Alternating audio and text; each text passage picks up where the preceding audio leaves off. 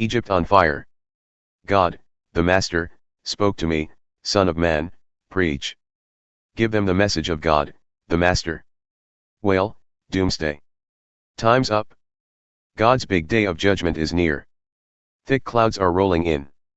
It's doomsday for the nations. Death will rain down on Egypt. Terror will paralyze Ethiopia when they see the Egyptians killed, their wealth hauled off, their foundations demolished, and Ethiopia, Put, Lud, Arabia, Libya, all of Egypt's old allies, killed right along with them. God says, Egypt's allies will fall and her proud strength will collapse, from Migdol in the north to Syene in the south, a great slaughter in Egypt. Decree of God, the Master. Egypt, most desolate of the desolate, her cities wasted beyond wasting, will realize that I am God when I burn her down and her helpers are knocked flat. When that happens, I'll send out messengers by ship to sound the alarm among the easygoing Ethiopians. They'll be terrorized. Egypt's doomed. Judgment's coming. God, the Master, says, I'll put a stop to Egypt's arrogance. I'll use Nebuchadnezzar king of Babylon to do it. He and his army, the most brutal of nations, shall be used to destroy the country. They'll brandish their swords and fill Egypt with corpses. I'll dry up the Nile and sell off the land to a bunch of crooks. I'll hire outsiders to come in and waste the country, strip it clean. I, God, have said so. And now this is what God, the Master, says, I'll smash all the no-God idols, I'll topple all those huge statues in Memphis. The prince of Egypt will be gone for good, and in his place I'll put fear throughout Egypt. I'll demolish Pathros, burn Zoan to the ground, and punish Thebes, pour my wrath on Pelusium, Egypt's fort, and knock Thebes off its proud pedestal. I'll set Egypt on fire, Pelusium will writhe in pain, Thebes blown away, Memphis raped. The young warriors of On and Pi-beseth will be killed and the cities exiled. A dark day for Tahpanhes when I shatter Egypt, when I break Egyptian power and put an end to her arrogant oppression. She'll disappear in a cloud of dust, her cities hauled off as exiles. That's how I'll punish Egypt, and that's how she'll realize that I am God. In the 11th year, on the 7th day of the first month, God's message came to me, Son of man, I've broken the arm of Pharaoh king of Egypt. And look. It hasn't been set. No splint has been put on it so the bones can knit and heal, so he can use a sword again. Therefore, God, the Master, says, I am dead set against Pharaoh king of Egypt and will go ahead and break his other arm, both arms broken. There's no way he'll ever swing a sword again. I'll scatter Egyptians all over the world. I'll make the arms of the king of Babylon strong and put my sword in his hand, but I'll break the arms of Pharaoh and he'll groan like one who is mortally wounded. I'll make the arms of the king of Babylon strong, but the arms of Pharaoh shall go limp. The Egyptians will realize that I am God when I place my sword in the hand of the king of Babylon. He'll wield it against Egypt and I'll scatter Egyptians all over the world. Then they'll realize that I am God. The funeral of the big tree. In the 11th year, on the first day of the 3rd month, God's message came to me, Son of man, tell Pharaoh king of Egypt, that pompous old goat, who do you, astride the world, think you really are? Look. Assyria was a big tree, huge as a Lebanon cedar, beautiful limbs offering cool shade, skyscraper high, piercing the clouds. The waters gave it drink, the primordial deep lifted it high, gushing out rivers around the place where it was planted, and then branching out in streams to all the trees in the forest. It was immense, dwarfing all the trees in the forest, thick boughs, long limbs, roots delving deep into earth's waters. All the birds of the air nested in its boughs. All the wild animals gave birth under its branches. All the mighty nations lived in its shade. It was stunning in its majesty, the reach of its branches. The depth of its water-seeking roots. Not a cedar in God's garden came close to it. No pine tree was anything like it. Mighty oaks looked like bushes growing alongside it. Not a tree in God's garden was in the same class of beauty.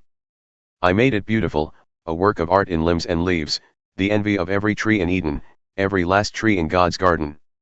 Therefore, God, the Master, says, because it skyscrapered upward, piercing the clouds, swaggering and proud of its stature. I turned it over to a world-famous leader to call its evil to account. I'd had enough. Outsiders, unbelievably brutal, felled it across the mountain ranges.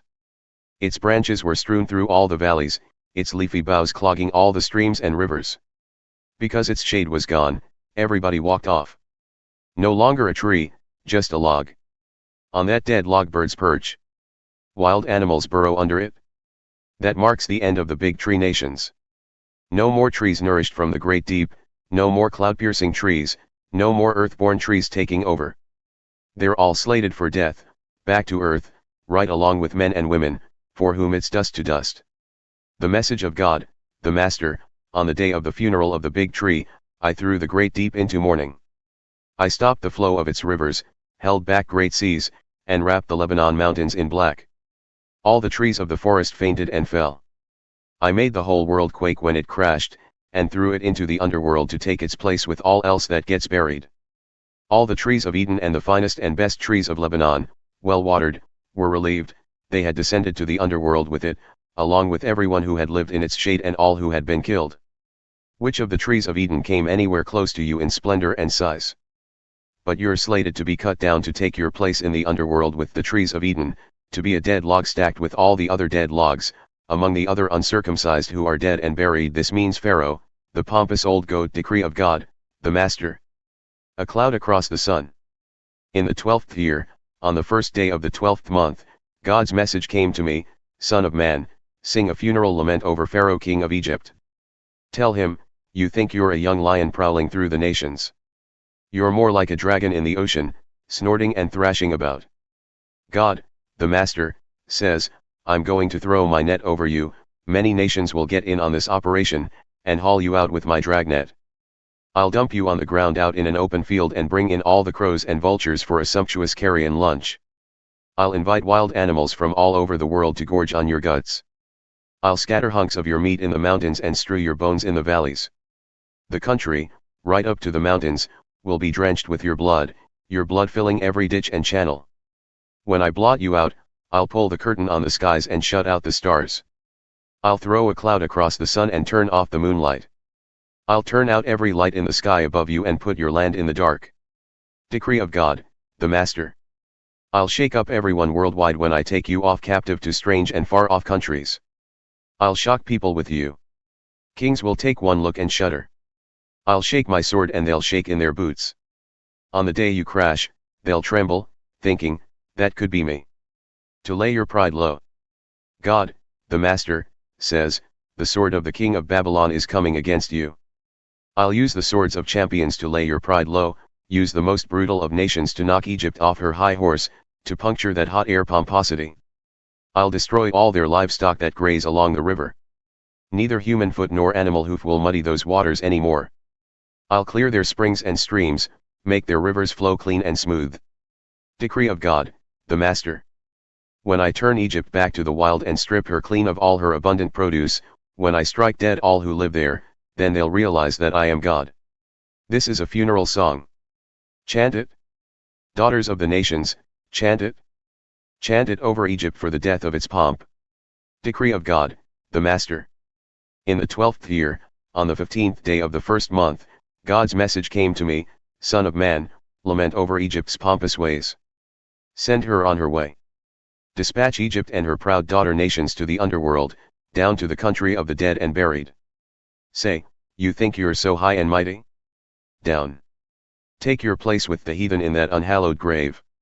She'll be dumped in with those killed in battle. The sword is bared. Drag her off in all her proud pomp. All the big men and their helpers down among the dead and buried will greet them, welcome to the grave of the heathen. Join the ranks of the victims of war. Assyria is there and its congregation, the whole nation a cemetery. Their graves are in the deepest part of the underworld, a congregation of graves, all killed in battle, these people who terrorized the land of the living. Elam is there in all her pride, a cemetery, all killed in battle, dumped in her heathen grave with the dead and buried, these people who terrorized the land of the living. They carry their shame with them, along with the others in the grave. They turned Elam into a resort for the pompous dead, landscaped with heathen graves, slaughtered in battle. They once terrorized the land of the living. Now they carry their shame down with the others in deep earth. They're in the section set aside for the slain in battle. Meshech Tubal is there in all her pride, a cemetery in uncircumcised ground, dumped in with those slaughtered in battle, just deserts for terrorizing the land of the living.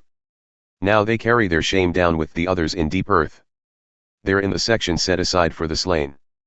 They're segregated from the heroes, the old-time giants who entered the grave in full battle dress, their swords placed under their heads and their shields covering their bones, those heroes who spread terror through the land of the living. And you, Egypt, will be dumped in a heathen grave, along with all the rest, in the section set aside for the slain. Edom is there, with her kings and princes. In spite of her vaunted greatness, she is dumped in a heathen grave with the others headed for the grave.